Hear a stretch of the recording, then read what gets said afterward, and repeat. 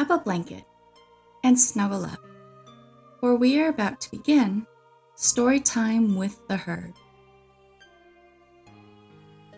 Welcome. I'm your host, Magus. In this episode of Storytime with the Herd, we will be taking a look into the history and story of Kingdom Hearts Chain of Memories.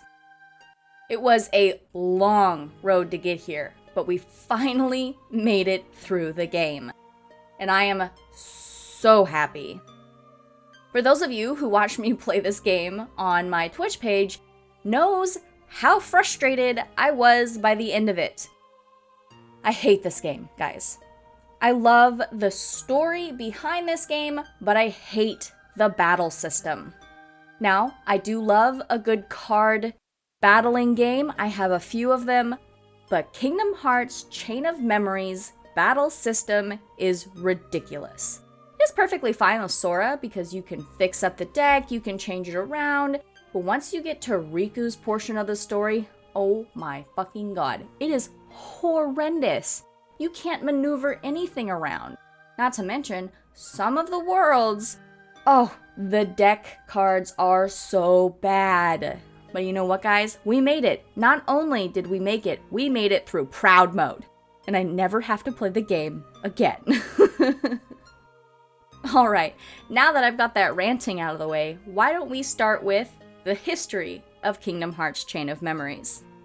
To start, Chain of Memories was originally a 2D game that was released on the Game Boy Advance in Japan November 11th, 2004, and then later released worldwide on December 7th, just in time for all those KH fanatics to get their next game fix.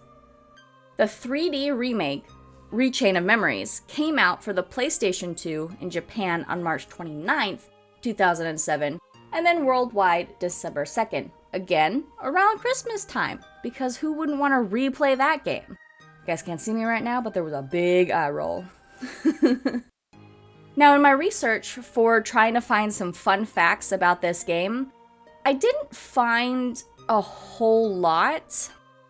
So in the original game, Chain of Memories, Tetsu Nomura was originally going to call the game Kingdom Hearts Lost Memories. Now, of course, he didn't. It ended up being Chain of Memories, though I couldn't figure out why that changed. And then, this is actually a really cool fun fact. Reverse and rebirth are homophones in Japanese. Neat, right? That's about all I could find on that. Some of you are probably wondering, though, what the differences are between Chain of Memories and Re-Chain of Memories. Now that, I can help you with. So, between Chain of Memories and Re-Chain of Memories, there were actually a bunch of different changes between story changes, mechanical changes, and visual and audio changes. I found a few, and I will share that with you guys so you can go, oh, so that's the difference, or oh, I didn't know that they did that. So we're going to start with the story changes and Re-Chain of Memories. So in Re-Chain of Memories, they included flashbacks from the first Kingdom Hearts games into cutscenes. And they added a scene of the organization's unseen members at the ending of the game. Neat, right? No? Well, I thought it was neat. So the mechanical changes, unlike in the original, items could only be collected once per room, unless a new room was created, or the rooms that serve as the entrance or exit for the world have been reset. As such, barrels and barrel spiders no longer reappeared if you re-entered a room, which is nice because I fucking hate the barrel spiders. When viewed on the map, the special rooms now glow white to identify which one you need to open. And when Sora has a key to rewards card in his possession, the Room of Rewards location is revealed by a blue glow. Now, some of you probably don't care about any of that, but I shared it with you anyway, so now the facts are in your head, so haha. The last part that I'm going to share with you is visual and audio, which I actually found really cool. So when you first, meet Axel at the beginning of the game, he introduces himself to Sora and he says, "Got it memorized?" But in the original, it was committed to memory. Some of you are probably going, all right, so why is that something that you like so much or found really cool? And it's because Axel is my absolute favorite character from Kingdom Hearts. And Got It Memorized is his iconic line that a lot of people who love the Kingdom Hearts series know him by. So that's why I found it really cool. That's it, guys. That is all I have for you for this beginning of the episode. So we're going to jump right into the story summary of Kingdom Hearts Chain of Memories.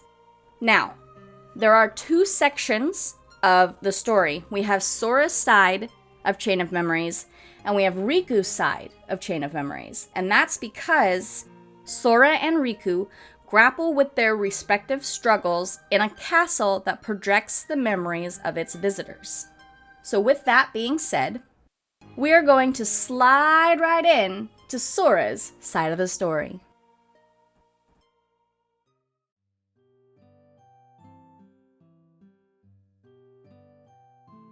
Sora, Donald, and Goofy had continued their journey together to locate Riku and King Mickey, who remained behind in the realm of darkness. One night, the group was guided by a man in a black coat and eventually arrived at a strange castle. It was called Castle Oblivion, a place where you gained something in exchange for losing something. Sora received a card created from his memories and began to make his way through the castle in order to, in the man's word, reunite with those you hold dear. For some reason, the townscape of a world Sora had once traveled to spread out before him on the other side of the door. However, all of the inhabitants who should have been acquainted with Sora insisted this was the first time they'd met. It seemed that both the town and the inhabitants were illusions created from Sora's memories. Confused, Sora and company left the world behind. Axel, one of the comrades of the man in the black coat, appeared before them and attacked. After ascertaining Sora's abilities, he departed, leaving behind a warning that Sora might eventually no longer be who he was at that moment. As they progressed through the castle and visited worlds from within their memories, Sora and his friends realized their memories were growing fuzzy. For confirmation, they went to review Jiminy's journal, in which their past adventures had been recorded, and found to their shock that all the pages were now blank. Sora realized the meaning of the words that he heard at the entrance to the castle. To find is to lose, and became worried that he might forget Riku and Kairi if he proceeded onward. Just then, an unknown girl in white appeared within Sora's memories for just an instant. Due to the manipulations of the organization, a group made up of figures in black coats, strange things began happening to the memory of Sora and his friends. Sora suddenly began to remember that there was one more person in his home world besides Kairi and Riku. A quiet girl who liked to draw. The group hurried onward to learn more about her. Then, a member of the organization, Larcene, appeared before them. In the middle of battling the woman, Sora remembered that the name of the girl in his memory was Naminé. Furthermore, Naminé was being held prisoner in this castle, according to Larcene. Impatient to save her, Sora headed toward the heart of the castle. As he pushed on with the single-minded desire to see her, he found himself face to face with Riku, his best friend. Riku seemed to have completely forgotten the friendship they once had, because he was hostile towards Sora, saying he was going to be the one to protect Naminé. Although in low spirits from his best friend's complete change in behavior, Sora thought about the fact that he, Riku, and Naminé had always been together, and he followed after his friend. However, Sora hadn't realized something. The existence of Kairi had been completely removed from the group's memories because of the memories of Naminé that had been recalled. The person who guided Sora to Castle Oblivion and the one in charge of the castle, Marluxia, had ordered Naminé to alter Sora's memories even more. Unaware that the girl's power had distorted his own memories, Sora remembered more and more things about her, and his feelings about her grew stronger. Eventually, Vexen, a member of the organization who held animosity toward Marluxia, appeared and alluded to the existence of another side of Sora's memory. In Twilight Town, a world that reflected that memory, Vexen hinted that Sora's memories had been painted over with falsehoods. However, before he could say much about it, Axel annihilated him. After Sora left Twilight Town behind and continued through the castle, Riku stood in his way once again. Sora was bewildered by the fact that his and Riku's individual promises to Naminé and the item related to her that they each had were exactly the same. In contrast, Riku insisted that Sora's memories and good luck charm were fake and attacked him. After Sora barely managed to drive Riku away, the star-shaped good luck charm Riku had dropped transformed into a card of Destiny Islands. In the illusion of his birthplace that the card created, Sora finally ran into Naminé.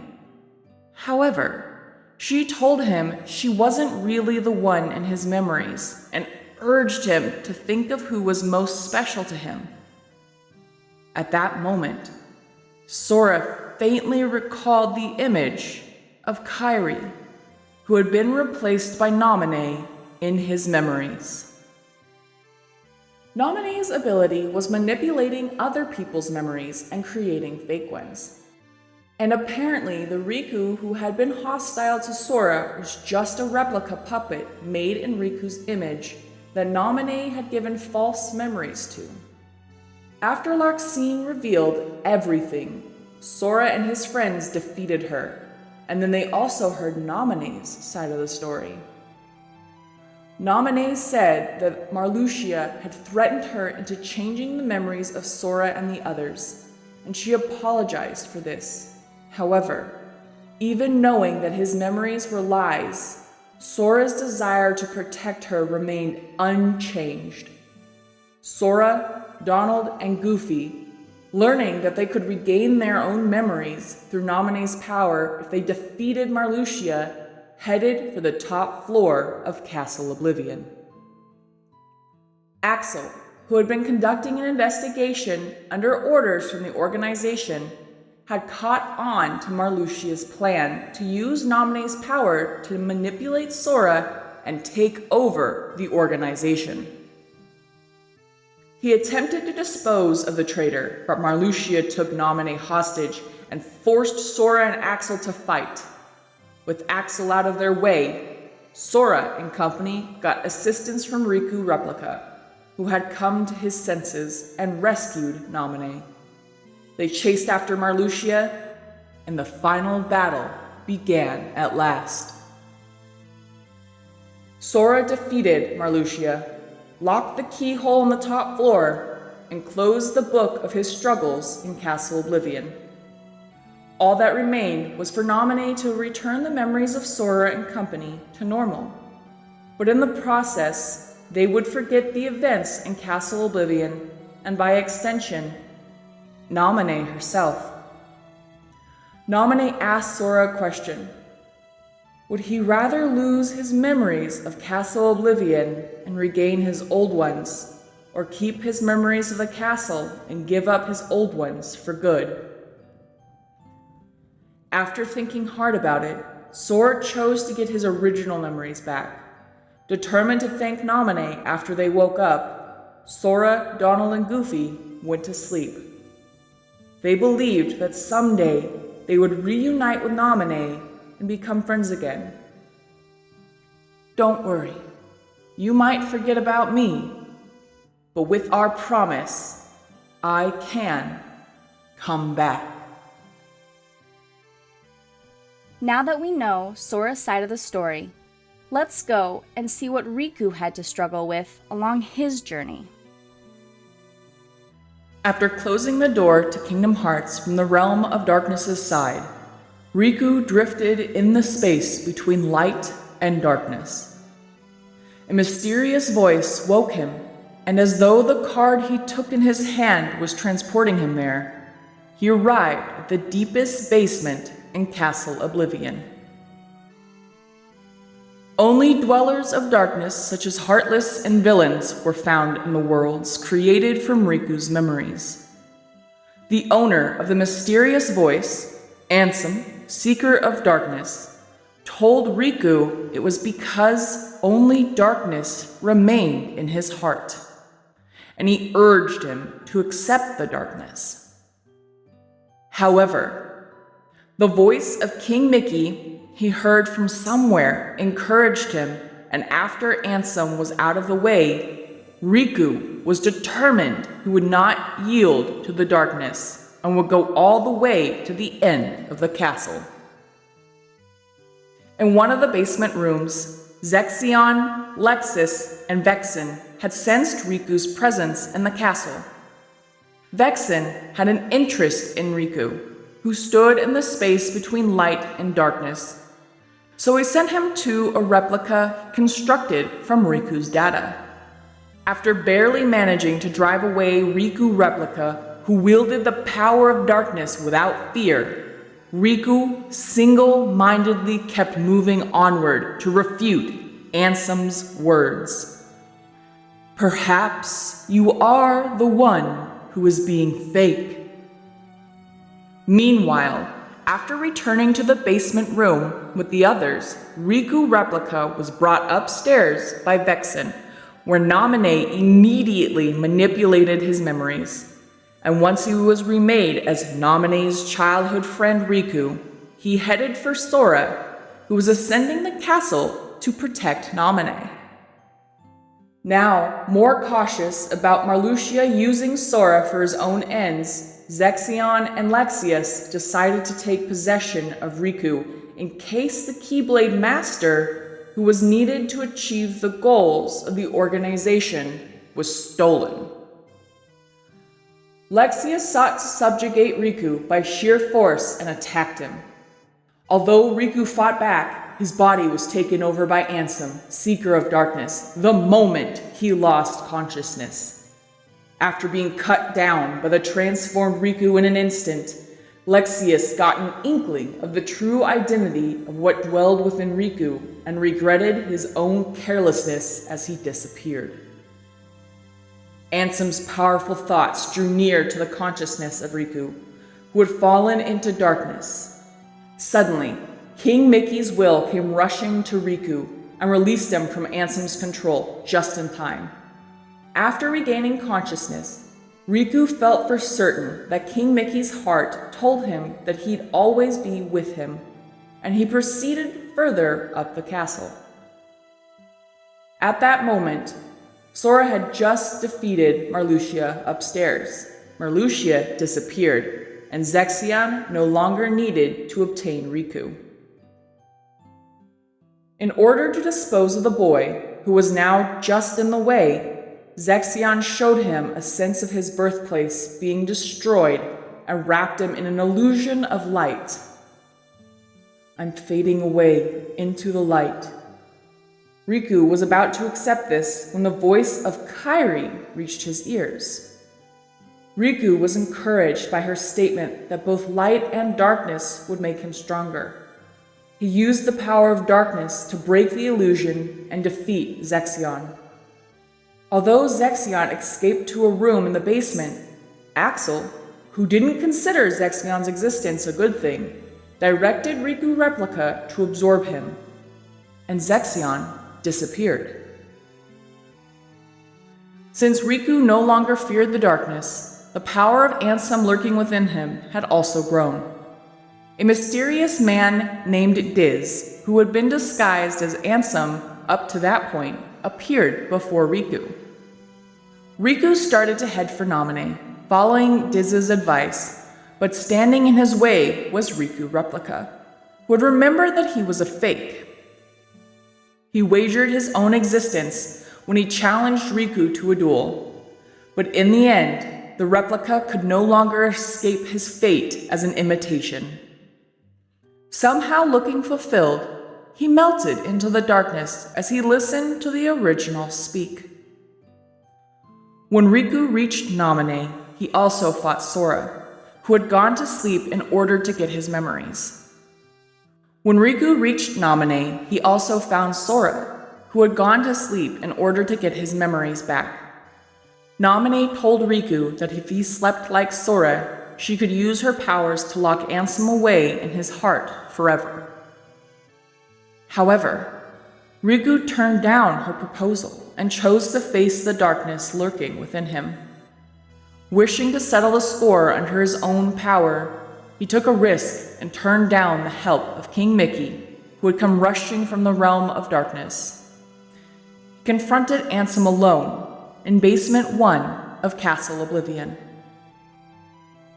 Although Riku destroyed Ansem at the end of a fierce fight, he wasn't able to completely sever the connection between them. Seeing Riku decide to walk with darkness inside him caused King Mickey to discover a new way of looking at the relationship between light and darkness. With their friendship deepened, the two left Castle Oblivion behind, wearing the black coats Diz had given them. They walked along the road to dawn, where light and darkness touched.